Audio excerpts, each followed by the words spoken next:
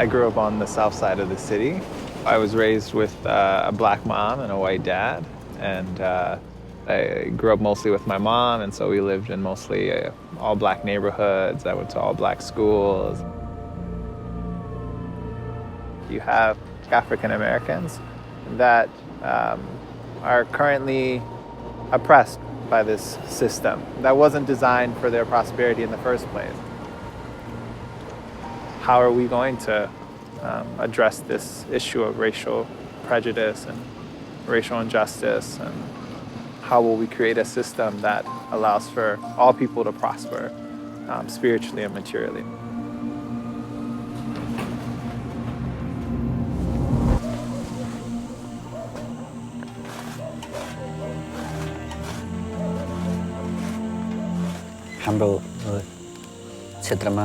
In our region, people in higher castes who work in government offices, in schools, and in public places are always in positions of authority.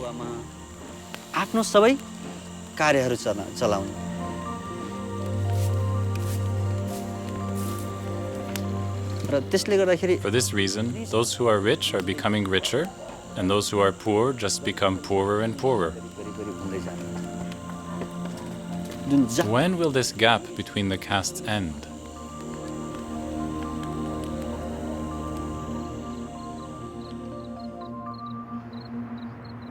My family in particular is one of those traditional Chilean families. Religion and community life were always very present. Como muy presente. I thought there was no room to question these types of traditions, that we were just repeating.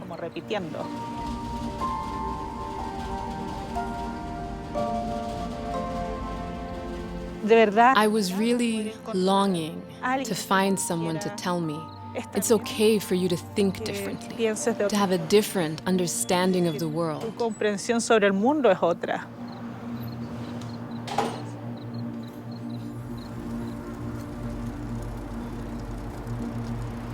When I think of my childhood or I think of my adolescence, it was a violent society, and it was a society that was divided. And the way that was expressed was through, really through a war. Often people that you knew got killed. Because it's everywhere, it's very difficult to have a vision of life that transcends what's happening. I began to ask questions about the way we lived in this country. You know, why are we a society at war? We don't seem so different. Are we so different?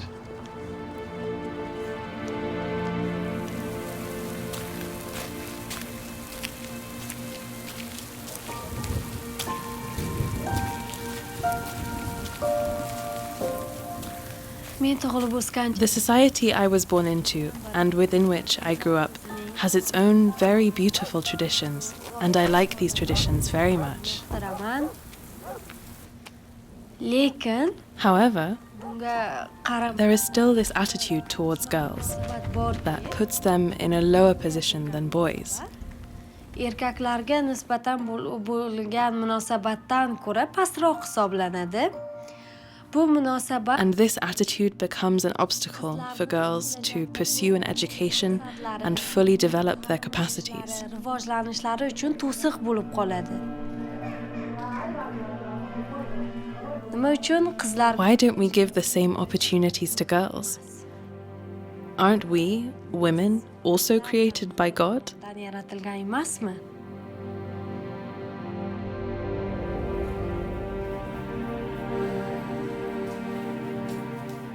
When my parents got divorced, I was about 8 or 9 years old. At that age, you don't really understand the long-term kind of implications.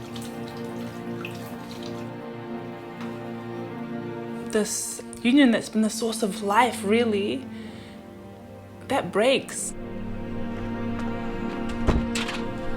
It really makes me wonder, like, how those emotions of fear, of anger, and resentment and helplessness, how they give way to joy, to hope, to the ability the ability to rebuild unity in one's family.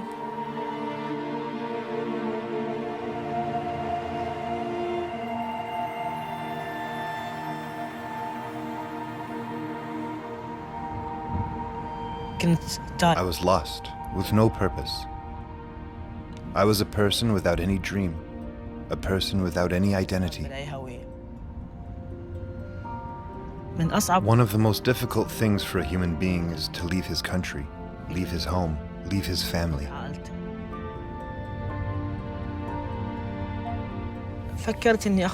I decided to leave Iraq for a number of reasons, spiritual and material. We would mainly engage in argument to prove that my opinion is better than yours, my religion is better than yours, and my race is better than yours.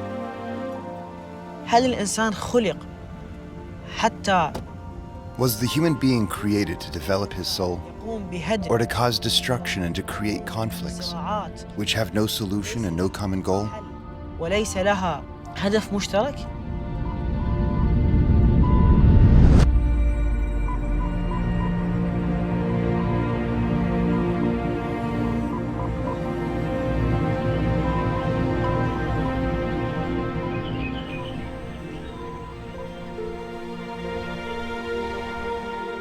Thanks to our girls, we are usually up at this time of the day.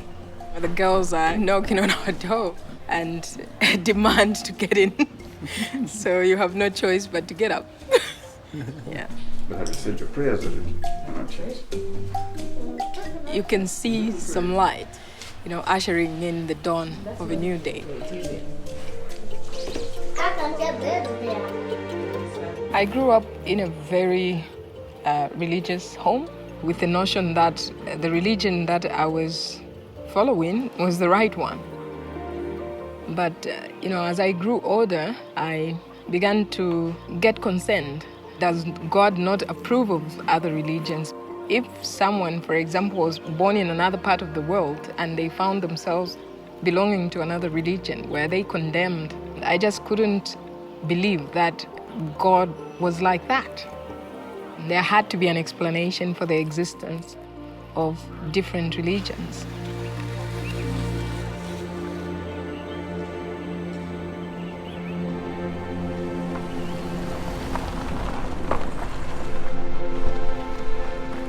As physicians, we use the clinical method to clearly define what ailment the patient has and prescribe the specific remedy for that illness.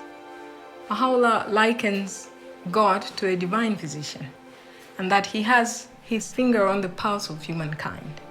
And so from age to age, God has sent us these manifestations who come with this revelation that is able to solve the problems for that age.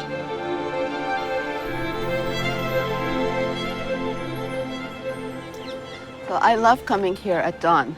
This is a peaceful, beautiful place. This is the shrine of the Báb, who was born 200 years ago. Now, this place is full of joy and light, but at the time he was born, the world was really filled with the darkness of oppression for many people. Shiraz, Persia. The young Báb is an extraordinary boy. His astonished teacher sends him home, saying there is nothing he can teach this gifted pupil. While other children play, the Báb prefers to pray and meditate alone. As he grows up to become a young merchant, he is admired for his piety, his gentleness, and his sense of justice. The lives of people throughout Persia will, in time, come to be transformed by his presence amongst them. In the mid-19th century, there was a worldwide sense of messianic expectation. And in Iran, there was a young man named Mullah Hussein who not only felt this expectation, but was convinced that the promised one that he was searching for was already in the world, and that it was his mission to search for him and find him. A spring evening in 1844. Mullah Hussein, a young scholar and seeker after truth, is searching for the promised one. After many weeks of prayer and fasting, Mullah Hussein feels drawn, as if by a magnet, to the city of Shiraz, renowned for the sweet perfume of its roses and the melodies of its nightingales. At dusk, as he arrives wearily at the city gate, a radiant young man approaches Mullah Hussein and greets him as if he were a lifelong friend. Overwhelmed by this welcome, Mullah Hussein accepts an invitation to visit the stranger's home. During that momentous evening, a conversation takes place that will change Mullah Hussein's life and the entire course of human history. As their conversation continues into the early hours of morning, Mullah Hussein is astonished to discover that every answer he receives to his questions establishes beyond a shadow of a doubt his host's claim that he is the Báb, the promised one. Unknown to a sleeping world, the promised day of God has dawned.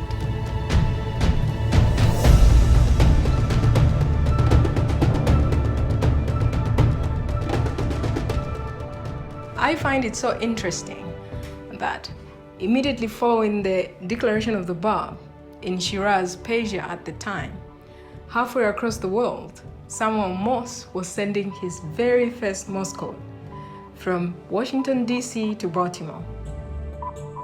May 1844. For the first time in human history, a message is sent instantly from one city to another. The message, "What hath God wrought?" And in a way, it's as if humankind had been given two means of communication at the same time. The declaration of the Báb opened the way for humanity to be unified in a spiritual sense. But the advancement in telecommunications since that very first Morse code has led to unprecedented development in science and technology that have unified mankind.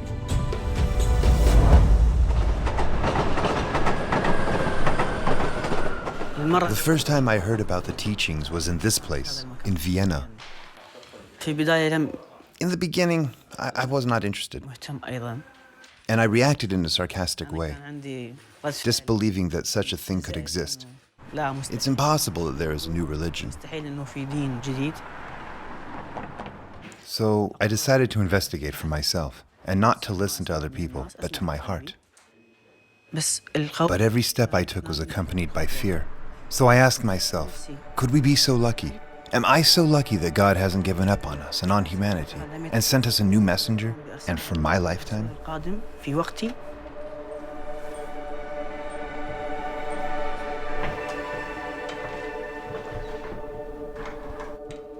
In the days and weeks after the Báb declared his mission to Mullah Hussein, several other individuals came to recognize the Báb independently, and the Báb sent them to different provinces to spread his teachings. Thousands responded, but this alarmed the authorities.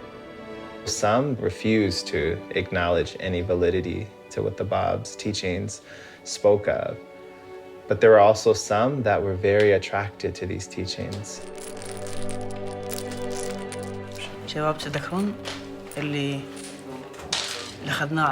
Hey, do you remember that story we read about Vahid? When the Shah heard about the Bábí movement and heard that there was a person who was teaching the people in his city, in Shiraz, he decided to send someone, Vahid, who was one of the most knowledgeable people in Iran at that time in jurisprudence, science, and religion. He was an honored and respected man by the Shah and the Iranian society.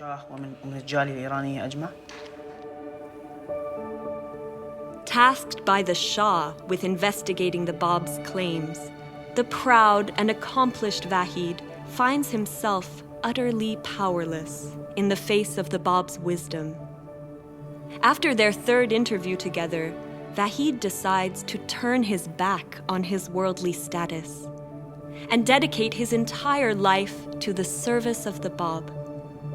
Along with so many thousands of others, Vahid's acceptance of the Báb and his devotion to him will lead him to offer up his very life for the cause he has embraced.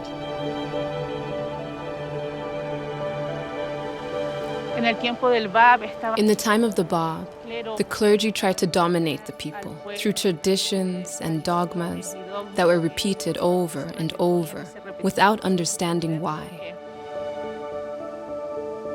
Everything evolves, and this evolution also applies to religion. So recognizing these recent manifestations is something that liberates the soul and draws us closer to the Creator.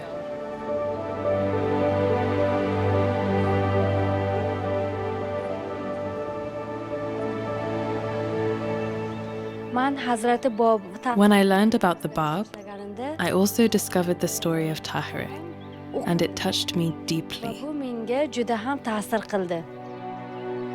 Tahirih was educated at a time when girls were not taught to read or write. Tahirih was the first woman to accept the teachings of the Báb. She understood that his teachings were different from those of the past and marked the dawn of a new era. And for this reason, one day she entered a gathering of men with her face uncovered, without a veil. This act was the cause of total shock for the men in that gathering.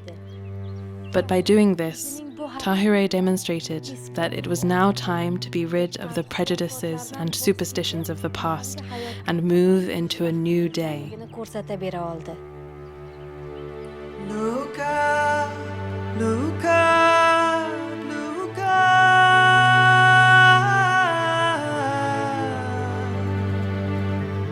Look up, look up, a dawning day draws its first breath. The world grows light, our souls begin to glow. Thousands of followers of the Báb were arrested and killed. Tahirih herself was arrested and brutally murdered. And it is reported that before she was executed, she said, "You can kill me as soon as you like, but you can never stop the emancipation of women."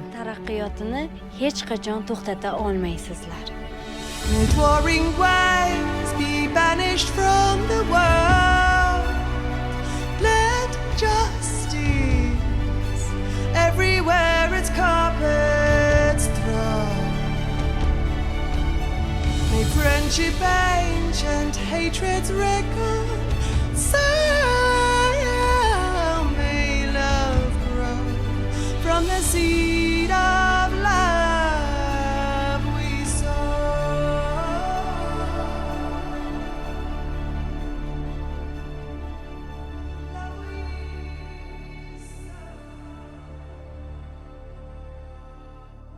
The popularity of the Báb grew to such an extent that the authorities finally saw that there was no other way to stop the spread of his faith but to execute him.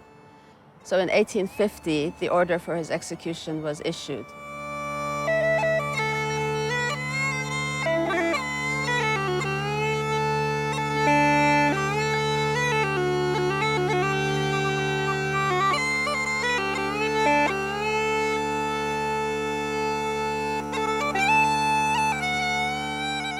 When the Báb addresses the crowd in the square in Tabriz to this army who has been tasked with this terrible kind of mission to put to death one of God's messengers.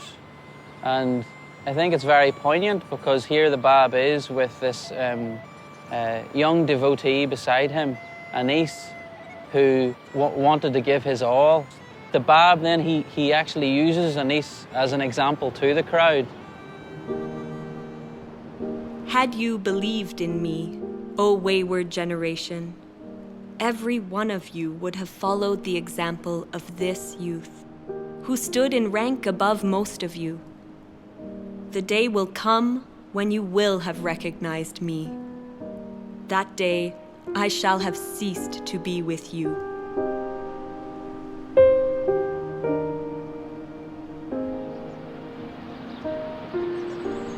One of the things that the heart is drawn to in relation to the martyrdom of the Báb, I think, is this idea of sacrifice. His only motivation was to carry the message of God to humanity.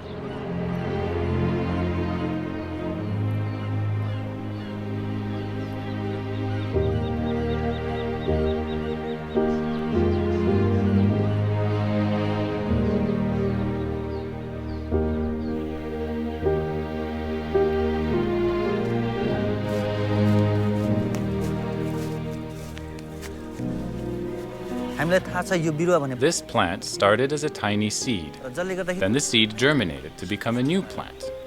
Just like the seed, if the Báb had not sacrificed himself, we would not have known Baha'u'lláh. The Báb means the gate.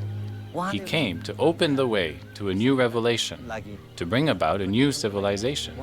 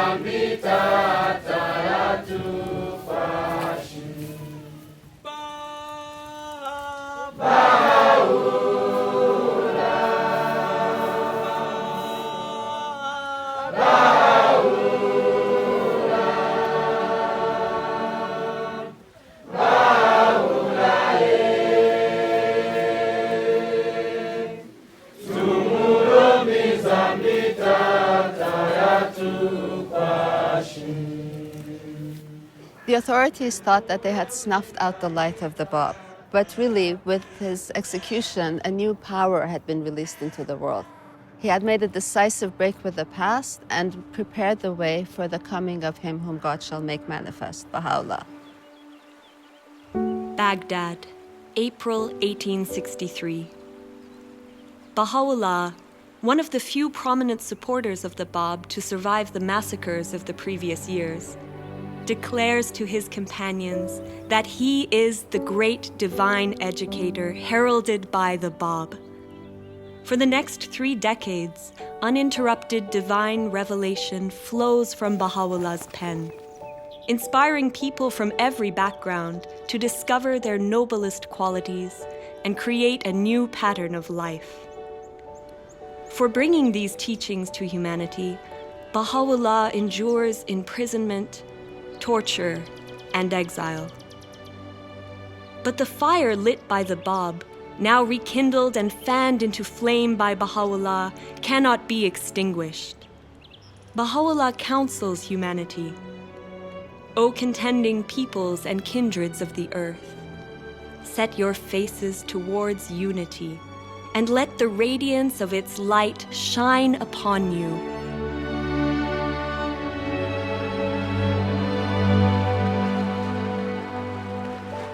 Unique from any other religious dispensation in history, this one saw the coming of 2 manifestations of God in incredibly close succession. And in a way, it was the Báb's purpose to help prepare mankind for the splendor, the light of Baha'u'llah's revelation.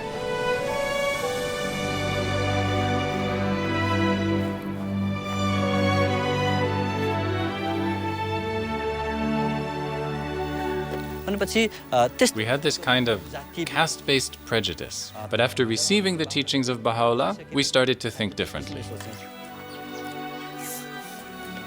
But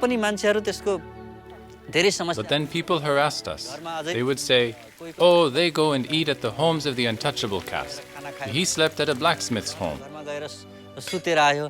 Many people were backbiting, making various accusations. We experienced social humiliation.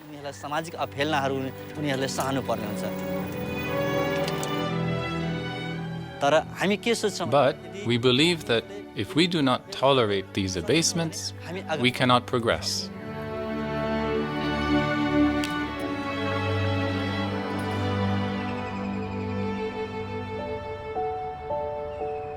My family is related to the Báb. The Báb's uncle was my great-great-great-grandfather. But millions of people in the world have a spiritual connection to the Báb. In fact, everyone, all of humanity, has a spiritual connection to the Báb and Bahá'u'lláh. They came for all people to come together as one family.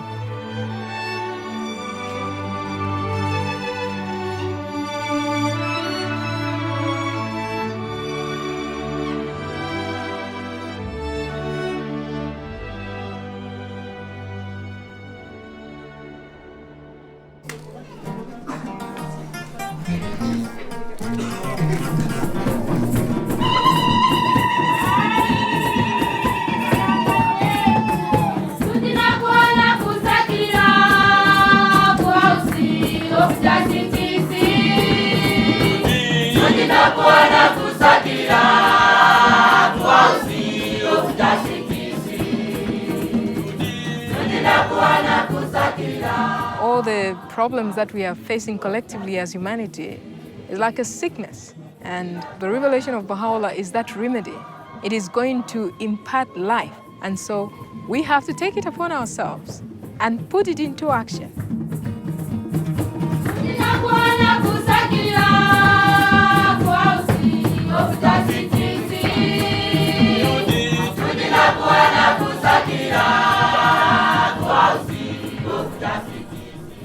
A mature tree is one that produces fruits for others to benefit. One of the signs of maturity is service to others. So in the same way, humanity also has become of age and has reached its level of maturity right now.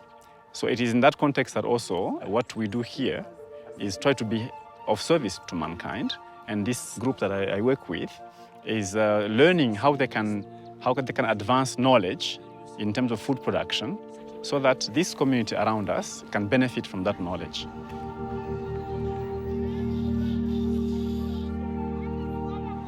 I wish to welcome you to the official opening of the Ngungu Center for Community Agriculture, which over the past 10 years has been learning how to deliver a community-based education program. Okay, so from the weeds that we've picked, what are the names of these species? You can even tell us that. The farmers donate their local seed, and we plant them here, and we start with the local community, so that there's no over-dependence on certified seed. So these people are seeing here, the promoters in agriculture. So for us, we believe in theory and practice.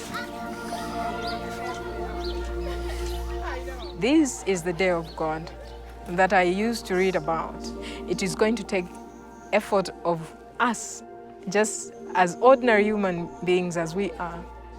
God has given us this bounty to transform the world into the paradise that we all hoped for.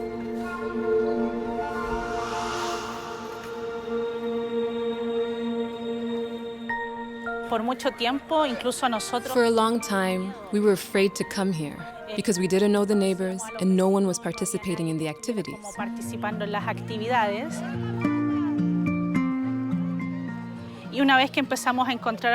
Once we began to find some youth and they started their own core activities, those around them began to participate and allow strangers to enter their neighborhood. And little by little, we started to notice the sense of safety you feel and the easy interaction that can occur with any neighbor in the neighborhood, which we couldn't do 5 years ago.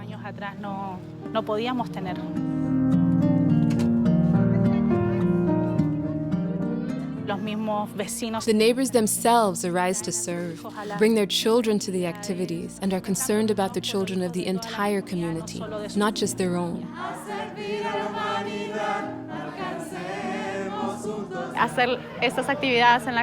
Carrying out these activities in the community is incredible because you can see how the children are changing. And when it happens in the children, it spreads to the whole neighborhood and it expands. And that's what we want to do, right? Bring Baha'u'llah's message of unity to the whole world, of individual and spiritual transformation, and bring service to our lives. I don't think I could see my life without service. I think it would be incomplete. Creo que estaría como incompleta.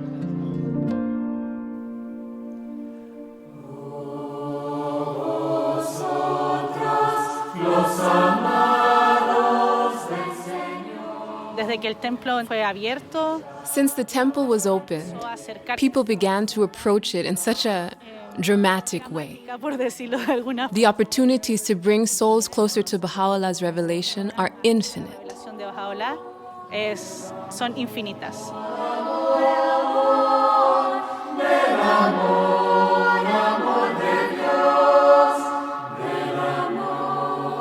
Independiente de los esfuerzos, Independent of the efforts we make to bring Baha'u'llah's revelation to the population, Baha'u'lláh is already connecting with every soul in Santiago. And that is something we cannot hinder. no podemos frenar.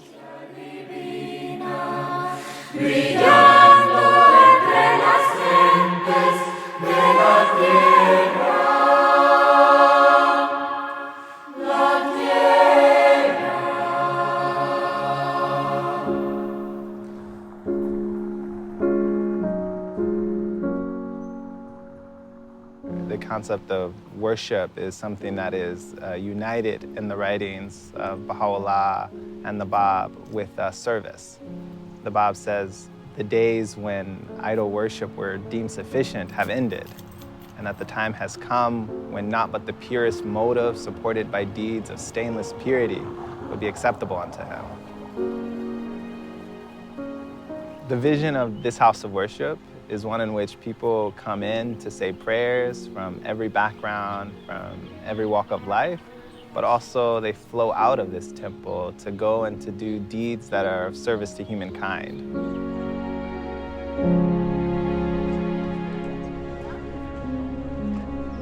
Several months ago, I actually didn't really know what the Baha'i faith was. So I went to the temple for the first time and was so moved by being there that I wanted to learn more. So I met as many people as I could. I went to devotionals, and that's how I met this community. And they told me about the work they were doing in the neighborhood, and it just, to me, was the most obvious way to work towards unity and peace, starting at the community level and really working towards making the world a better place. So I felt like I had to get involved in that.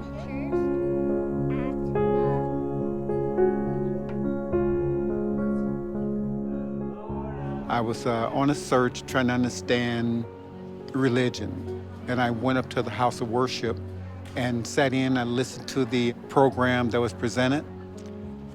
Basically, it speaks to me about this vision of who we are as individuals and as a collective. We're one human family, not separate races. It has to be a spiritual solution to this issue. And many people, when they come to this temple and they feel the spirit when they walk in through the doors, they want to know how can they, replicate that in their own neighborhood, in their own community. Baha'is and their friends have been trying to learn about this for some time, where they bring together anyone in their neighborhood, anyone on their block, into their homes to say prayers, to converse about the needs of their community, and then to go and try to build capacity so that they can be of service to those needs in the community. So this message that Baha'u'lláh brings is the educational tool to bring us out of this darkness.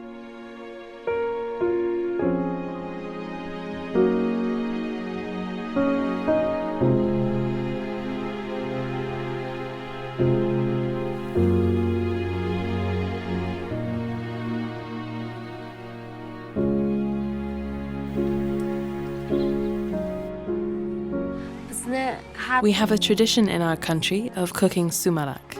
We always cook it around the first day of spring.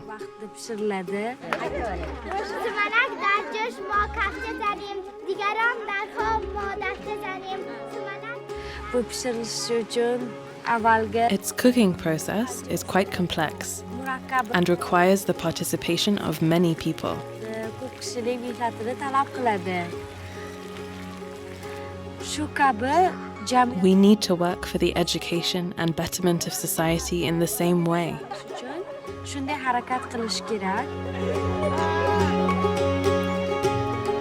50 ga yaqin bolalar Almost 50 youth participate in the spiritual education lessons. The program has had a major impact on girls to help them recognize the importance of education in their lives. zarurligini ular tushunib yetishadi.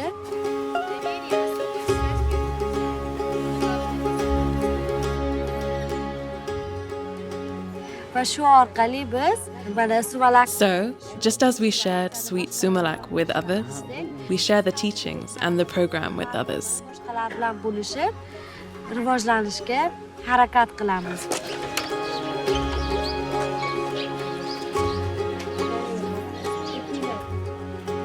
Hozirgi kunda qarib 200 kishi We are now almost 200 people trying to contribute to the betterment of our village. These teachings are the best tool for the unity and progress of our village. maqsadga yetish uchun juda ham katta yordam beradi.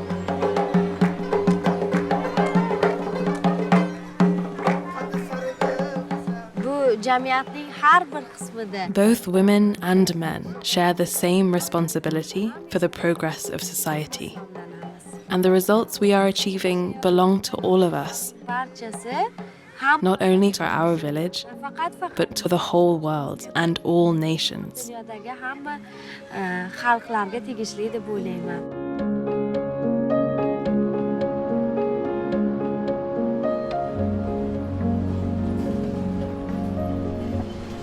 The teachings of Bahá'u'lláh and the Báb have a very special resonance in the context of Northern Ireland. It's a society that has been divided along religious lines from its beginning. We drove through two communities that very strongly mark their territory by the symbols in the neighbourhood and saying, you know, this is us, you must identify with this particular allegiance. In the context of Belfast, you know, the hub is very significant because it stands for something that tries to connect people to something that is for everyone. So do you remember we were talking about thankfulness and being thankful and what we're thankful for? Oh yeah, you do. You remember. Do you not remember we made our It's a very diverse neighbourhood and many of the people who live here are young people and they've seen glimpses of what it can be for people to work together.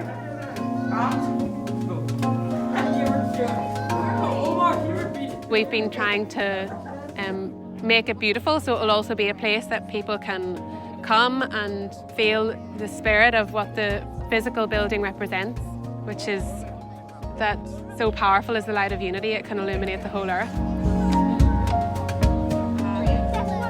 In our process of inviting the friends in that local area to come to the hub, what's behind it is the oneness of humanity. That's the motivating principle. What we're trying to do is work with young people who can get a vision for a future for Northern Ireland that can be unified.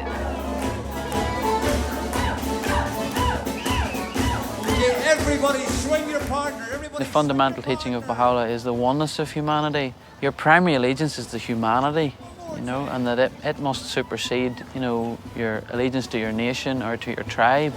A big finish.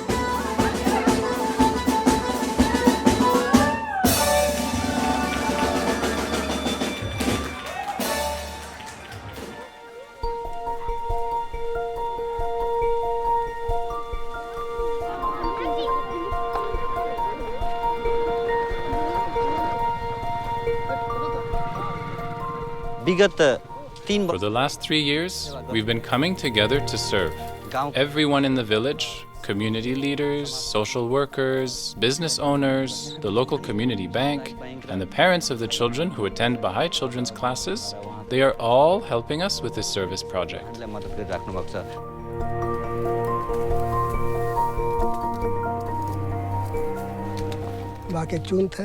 I have been serving as the village chief for the past 21 years. When the Baha'i program started, I was invited for consultations with them. Because Baha'i activities are going on in our community, it makes my job as chief of the village easier because our village is now safe and secure. I receive suggestions, and the spiritual education in the Baha'i program is helping to develop our community even more.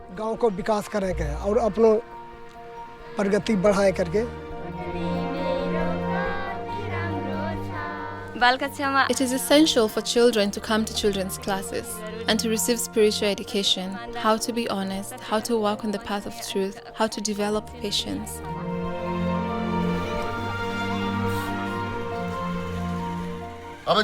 There should be no caste. The various groups should not be separate. There should be the oneness of humanity in the world. This is happening now. This is a very important development.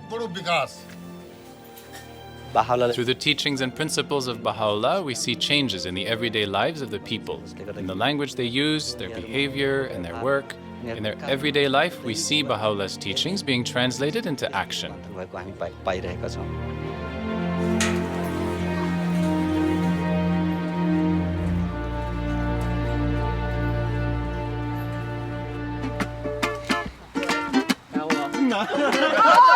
Smiles everywhere. No.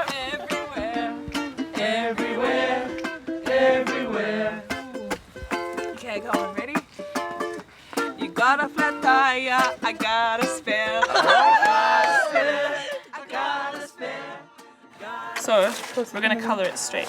We can all paint one and then look at them and be like, okay, that's it. This is what we're working towards, just so we have something that we've actually done, and then it's easy to learn or think about how. We're here together, working on a ngatu for our family. In Tonga, the practice of creating ngatu is very much a collective practice. When we look at a beautiful ngatu, what we're seeing is incredible patience and love, and a group of people that were able to work for something so much greater than just themselves. We're trying to create something that we do together. It's a unified family, you know? Yesterday I was waking along, but I was having tears.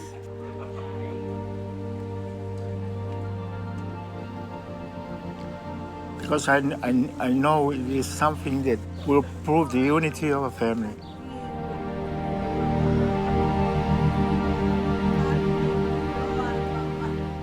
We really wanted to do it during the special year of the bicentenary of the birth of the Báb. There's a beautiful quote from the Báb that says that whoever possesseth power over anything must elevate it to its uttermost perfection so that it not be deprived of its own paradise. If we have control over the culture of our family, how do we elevate that also to perfection? If we have a vision of our communities that can be more beautiful and more unified, so we have a responsibility to try and work towards that.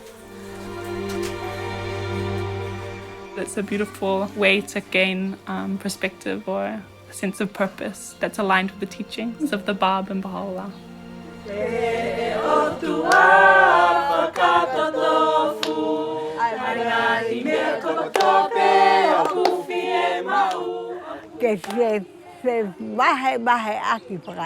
They're learning with one another, and there's understanding of how the work in the family benefits the whole community, and they are not separate things.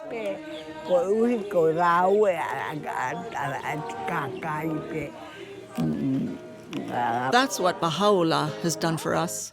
They may see each other as one family, and the whole earth as one home. They'll live together in perfect harmony. Oh, thou kind Lord, unite.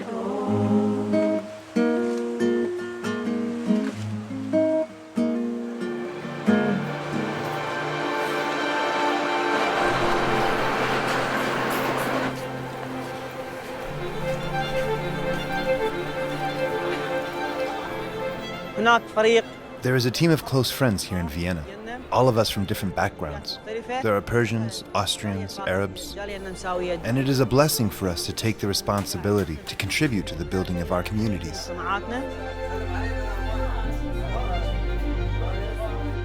Naga and Hamoudi are both Kurdish. The rest of us are Arabs. Maybe this gathering wouldn't happen in other places, right?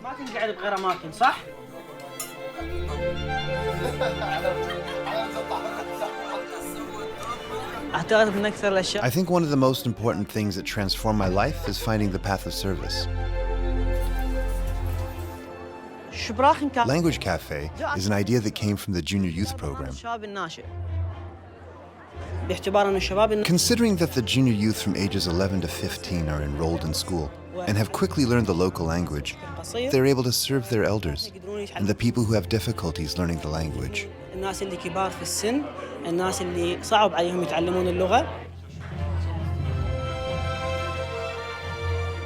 This age group has so many talents, and at the same time, they have a great sense of purpose and passion to build vibrant communities.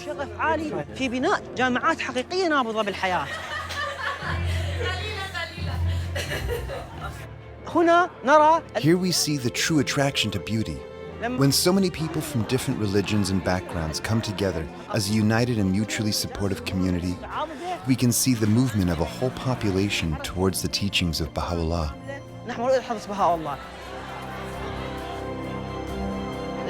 The unquestionable truth is love. Love is what we share with everyone in our society. Love is the reason we exist.